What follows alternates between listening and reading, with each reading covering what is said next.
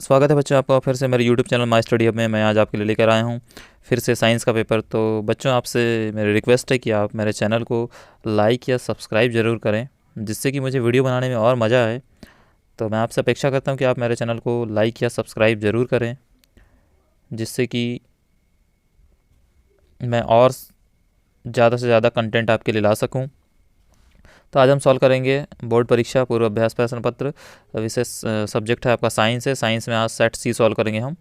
Science का set सी है, ये सॉल्व करते हैं। चलिए देखते हैं आगे के क्वेश्चंस। तो फिर से मेरा आपसे निवेदन है कि सब्सक्राइब ज़रूर कर दें, जिससे कि मैं आपके और वीडियोस बना सकूं और मुझे आनंद आए, वीडियोस बनाने में इंटरेस्ट आए। चलिए देखते हैं।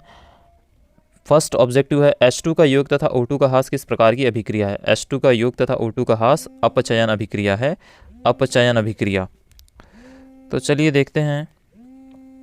नेक्स्ट क्वेश्चन है, सोने और प्लेटिनम को गलाने वाले अम्ल का नाम क्या है। सोने और प्लेटिनम को गलाने वाले अम्ल का नाम क्या है। तो सोने और प्लेटिनम को गलाने वाला अम्ल सांद्र नाइट्रिक अम्ल तो नहीं है, सांद्र हाइड्रोक्लोरिक अम्ल भी नहीं है। अब बच गया है एक्वारेजिया। एक्वारेजिया जिसको क्या कहा जाता है, अम्लराज भी कहा जाता है। एक्वारेजिया को क्या कहा जाता है, अम्लराज भी कहा जाता है, मतलब अम्लों का राजा। तो अम्लों का राजा इसका सूत्र है H2SO4, जिसका नाम है सल्फ्यूरिक अम्ल। जिसका नाम क्या है, एक्वारेजिया का सल्फ्यूरिक अम्ल भी है, सल्फ्यूरिक अम्ल है। चलिए नेक्स्ट क्वेश्चन करते हैं। निम्नलिखित में से कौन सी मिश्र धातु में पारद अवयव होता है। तो पारद अवयव पीतल में तो नहीं होता, कॉपर में भी नहीं होता है और स्टील में भी नहीं होता। तो पारद अवयव होता है अमलगम में।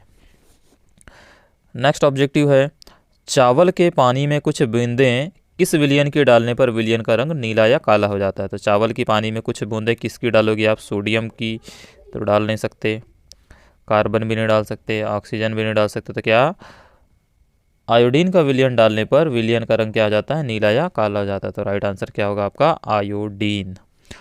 फिफ्थ क्वेश्चन है, गर्भाशय तथा भ्रूण के मध्य बनने वाली नलीनुमा संरचना क्या कहलाती है। तो गर्भाशय तथा भ्रूण के मध्य बनने वाली नलीनुमा संरचना डिम्बवाहिनी नहीं कहलाता है, शुक्रवाहिकी भी नहीं कहलाता है, वर्तिकार्क भी नहीं होता है। तो क्या आंसर होगा, प्लेसेंटा आंसर होगा।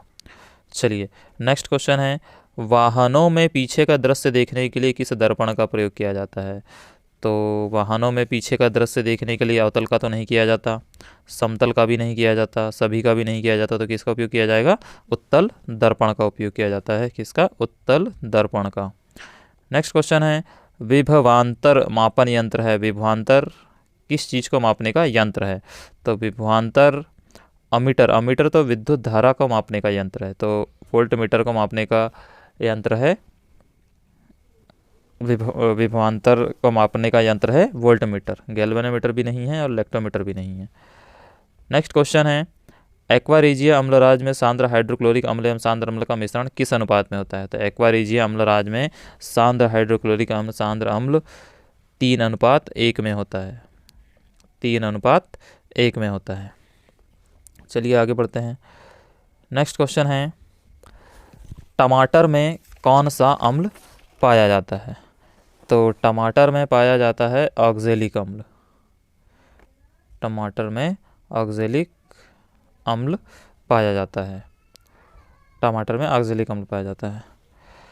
नेक्स्ट है, मानव नेत्र में प्रकाश एक पतली झिल्ली से होकर प्रवेश करता है, जिसे खालिस्तान कहते हैं। तो मानव नेत्र में प्रकाश एक पतली झिल्ली से होकर प्रवेश करता है, जिसे कार्निया कहते हैं, कार्निया। और कार्निया को ही क्या कहा जाता है, स्वच्छ मंडल। कार्निया को ही कहा जाता है स्वच्छ मंडल। नेक्स्ट है, जो धातुएं कठोर सतह से टकराने पर आवाज़ उत्पन्न करती हैं उन्हें खालिस्तान कहते हैं। तो जो धातुएं कठोर सतह से टकराने पर आवाज़ उत्पन्न करती हैं उन्हें ध्वनिक या फिर सोनोरस, ध्वनिक या फिर सोनोरस कहा जाता है। नेक्स्ट है, अंडप का शीर्ष भाग खालिस्तान कहलाता है। अंडप का शीर्ष भाग खालिस्तान कहलाता है। तो अंडप का शीर्ष भाग वर्तिकाग्र, वर्तिकाग्र कहलाता है। नेक्स्ट है घरेलू विद्युत परिपथ में सभी उपकरण किस क्रम में संयोजित होते हैं? तो सभी विद्युत परिपथ समांतर क्रम में संयोजित होते हैं, समांतर क्रम में संयोजित होते हैं। अगला क्वेश्चन है मनुष्य की कोशिका में गुणसूत्र 23वें जोड़े में पाया जाता है। 23वें जोड़े में पाया जाता है, पर जोड़ी एक ही बनती है जो 23वें जोड़े में जाकर के बनती है ना। 23वें जोड़े में मनुष्य की कोशिका में गुणसूत्र 23वें जोड़े में पाया जाता है, जो बनता एक जोड़ा है, या फिर इसका आंसर एक भी लिख सकते हैं, या फिर 23वें जोड़े में जाकर के जोड़ी बनती है। तो मनुष्य में कोशिका में गुणसूत्र 23वें जोड़े में पाए जाते हैं। नेक्स्ट है सही जोड़ी बनाइए।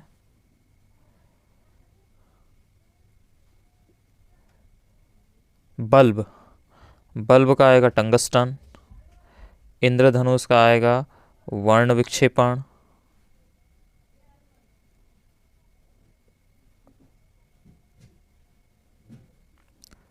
तो बल्ब का आएगा टंगस्टन, इंद्रधनुष का आएगा वर्ण विक्षेपण, लिटमस का आएगा लिचेन, स्फैग्नोमीटर होता है रक्तदाब मापी, वृषण में होता है शुक्राणु उत्पाद, उत्तर लेंस बीच में मोटा तथा किनारों पर पतला। मेंडल ने आनुवांशिकता का नियम दिया था, और थायरॉक्सिन का संश्लेषण कहाँ होता है? आयोडीन में। थायरॉक्सिन का संश्लेषण आयोडीन में होता है। चलिए आगे बढ़ते हैं। अगला प्रश्न है एक वाक्य में उत्तर दीजिए। तो एक इलेक्ट्रॉन पर कितना आवेश होता है? तो एक इलेक्ट्रॉन पर आवेश होता है -1.6 × 10⁻⁻19 कूलाम, इतना आवेश होता है।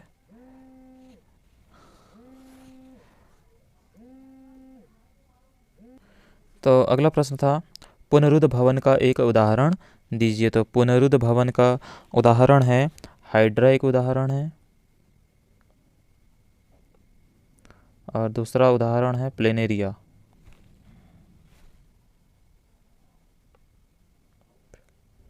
ये दो उदाहरण है पुनरुद्ध भवन के। अगला प्रश्न है एक आपतित किरण समतल दर्पण 30 अंश का आपतन कोण है, तो परावर्तन कोण का मान क्या होगा? तो परावर्तन कोण का भी मान भी 30 अंश ही होगा, क्योंकि आपतन कोण का मान परावर्तन कोण के मान के बराबर होता है। अगला प्रश्न है विद्युत धारा के चुंबकीय प्रभाव की खोज किसने की? तो विद्युत धारा के चुंबकीय प्रभाव की खोज माइकल फैराडे ने की है। माइकल फैराडे ने की है। अगला क्वेश्चन देखते हैं पादप की वृद्धि को सद्मन करने वाले हार्मोन का नाम लिखिए। तो पादप की वृद्धि को सद्मन करने वाले हार्मोन का नाम है ऑक्सिन। ऑक्सिन है पादप की वृद्धि को सद्मन करने वाले हार्मोन का नाम। अगला क्वेश्चन है मनुष्य में वमन तथा रक्तदाब का केंद्र मस्तिष्क के किस भाग में होता है?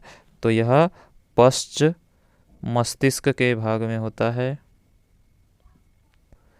पश्च मस्तिष्क भाग में मेंडुला द्वारा होता है।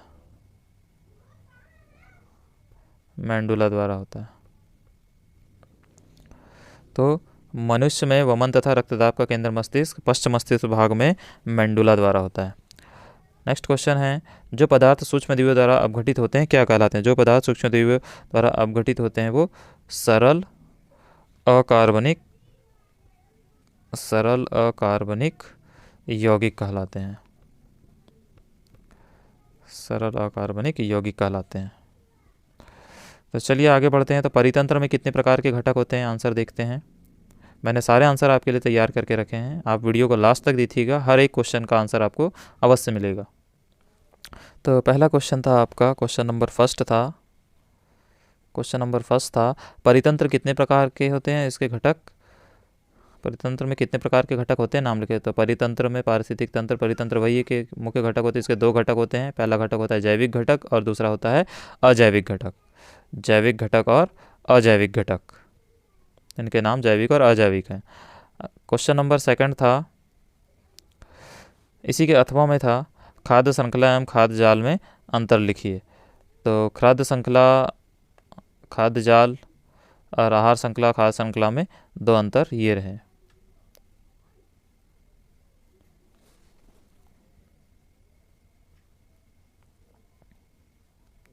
अगला प्रश्न था, वे कौन से कारक हैं जो नई स्पीसीज के उद्भव में सहायक होते हैं। तो नई स्पीसीज के उद्भव में सहायक ये सभी हैं। नेक्स्ट क्वेश्चन है, समजात एवं समरूप अंगों का उदाहरण देकर के समझाइए। तो समजात एवं समरूप अंगों के उदाहरण ये हैं। अगला प्रश्न था, प्रोपेनॉन और ब्यूटेन की संरचना को चित्रित कीजिए। क्वेश्चन नंबर 7 था, प्रोपेनेन और ब्यूटेन की संरचना को। तो ये ब्यूटेन की संरचना है और आगे प्रोपेनेन की संरचना है। नेक्स्ट क्वेश्चन था, चुंबकीय साबुन तथा अपमार्जक में कोई दो अंतर लिखिए। ये प्रश्न था, साबुन तथा अपमार्जक में कोई दो अंतर लिखिए। तो ये आंसर है, साबुन और अपमार्जक में अंतर। नेक्स्ट क्वेश्चन है, चुंबकीय क्षेत्र उत्पन्न करने के दो उपाय लिखिए या दो तरीके लिखिए। तो ये हैं दो उपाय।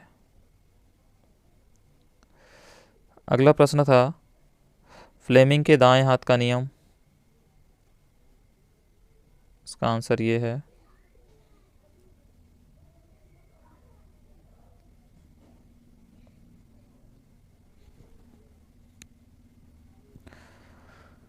नेक्स्ट क्वेश्चन था, चुंबकीय क्षेत्र रेखाओं के गुण। तो ये है चुंबकीय क्षेत्र रेखाओं के गुण।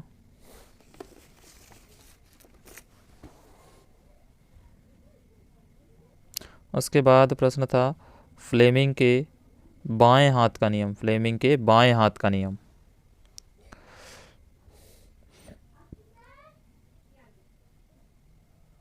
उसके बाद प्रश्न था, 12 वोल्ट विभवांतर के दो बिंदुओं के बीच 2C आवेश को ले जाने में कितना कार्य किया जाता है।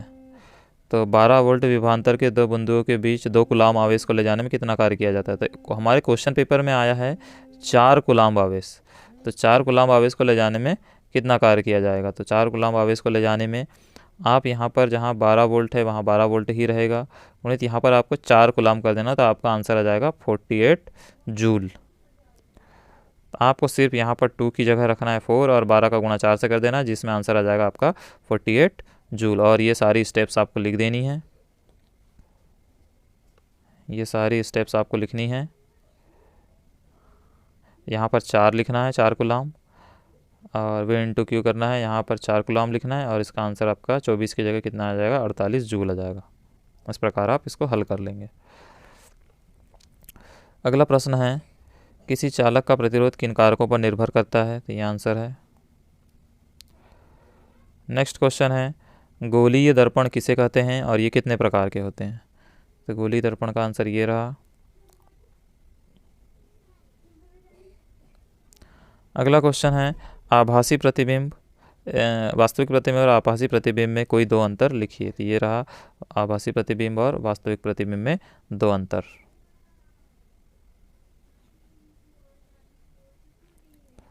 नेक्स्ट क्वेश्चन है, उस लेंस की फोकस दूरी ज्ञात कीजिए जिसकी क्षमता 2.0 डाईऑप्टर है। तो ये आपका आंसर होगा।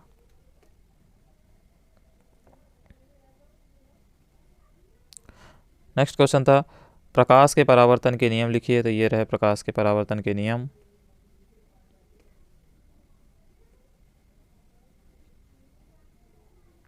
नेक्स्ट क्वेश्चन है, परागण एवं निषेचन में अंतर स्पष्ट कीजिए। पुष्प में निषेचन कहाँ होता है तथा निषेचन के बाद क्यों बनता है। तो ये आंसर है इसका।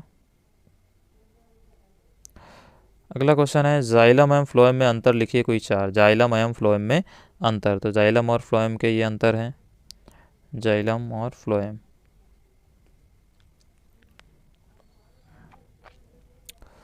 अगला क्वेश्चन था, आलंद और निलय में मुख्य भेद क्या हैं।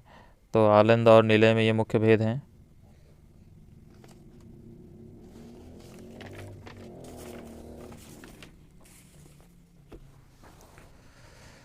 नेक्स्ट क्वेश्चन था, उभयधर्मी ऑक्साइड क्या होते हैं? दो उभयधर्मी ऑक्साइडों का उदाहरण दीजिए। तो ये उभयधर्मी ऑक्साइड होते हैं।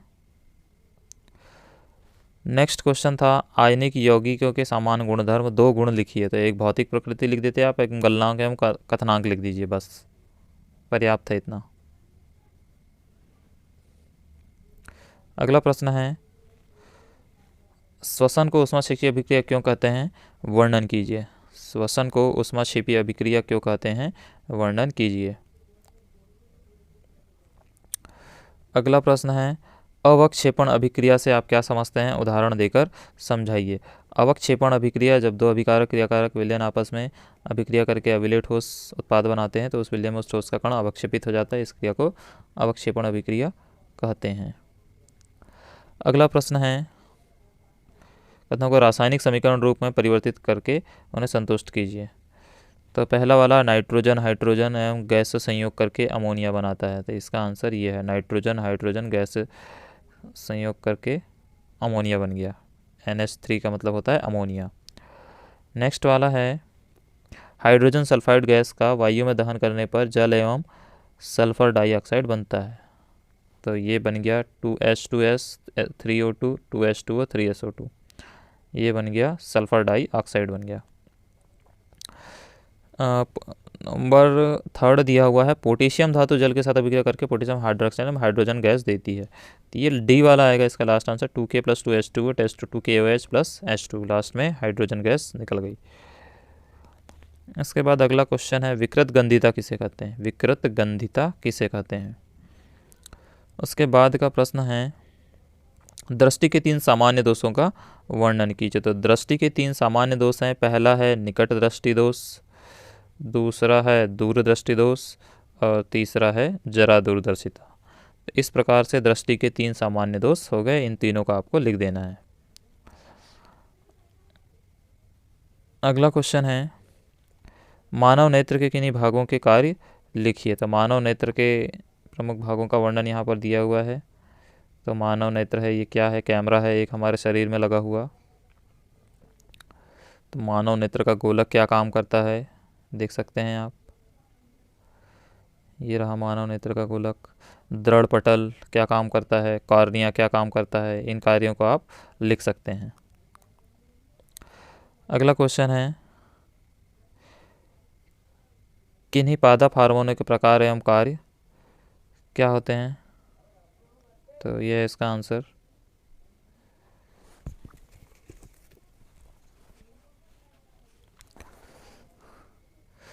अगला प्रश्न है प्रत्यावर्ती प्रतिवर्ती क्रिया किसे कहते हैं?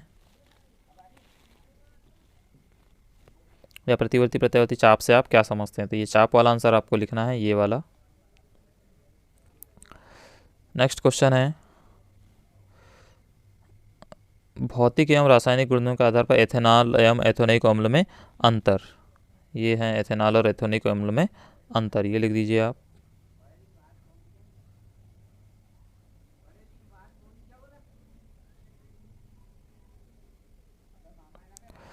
अगला प्रश्न है प्लास्टर ऑफ पेरिस के कोई 4 उपयोग लिख लिए। तो ये है प्लास्टर ऑफ पेरिस के 4 उपयोग। हाँ, इसमें प्रश्न नंबर 21 में ये भी है सिरका संतरा इमली और टमाटर में कौन सा अम्ल पाया जाता है? ये वीडियो के अंत में मिलेगा ये वाला क्वेश्चन। अगला प्रश्न है वृक्काणु नेफ्रॉन की रचना एवं क्रियाविधि का वर्णन कीजिए। तो यह है वृक्काणु और नेफ्रॉन की क्रियाविधि का वर्णन। क्रियाविधि का वर्णन पूछा है तो आपको चित्र बनाना जरूरी है, क्योंकि बगैर चित्र के 4 नंबर के प्रश्न में आपको नंबर नहीं मिलेंगे।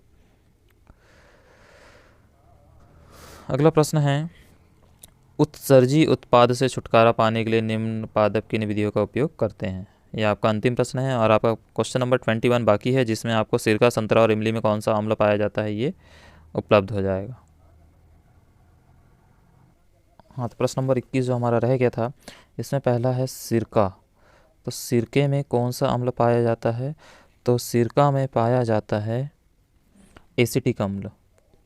सिरके में एसिटिक अम्ल पाया जाता है, सिरके में एसिटिक अम्ल पाया जाता है। दूसरा है संतरा। संतरा में कौन सा अम्ल पाया जाता है? तो संतरा में पाया जाता है साइट्रिक अम्ल। संतरा में पाया जाता है साइट्रिक अम्ल। साइट्रिक अम्ल। अगला है इमली में कौन सा अम्ल पाया जाता है? तो इमली में पाया जाता है, इमली में पाया जाता है टार्टरिक अम्ल। इमली में टार्टरिक अम्ल पाया जाता है। अगला है टमाटर। टमाटर में कौन सा अम्ल पाया जाता है? तो टमाटर में ऑक्जेलिक अम्ल पाया जाता है। टमाटर में ऑक्जेलिक अम्ल पाया जाता है। अगर वीडियो आपको पसंद आया हो तो लाइक और सब्सक्राइब ज़रूर कर दें। मैं आपका आभारी रहूँगा। धन्यवाद।